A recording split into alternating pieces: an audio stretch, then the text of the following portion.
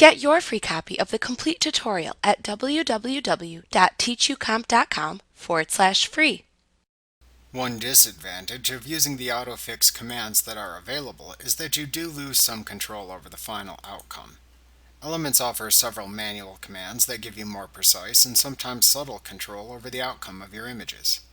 If you have a picture that is either under or overexposed, you can adjust the lighting with shadows and highlights.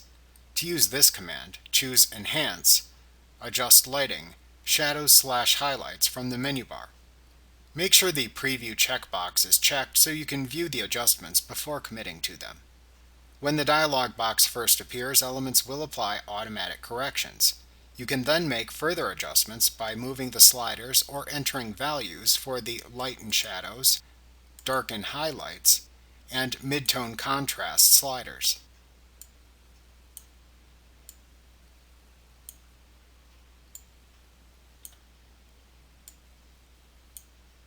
When you are done, simply click the OK button.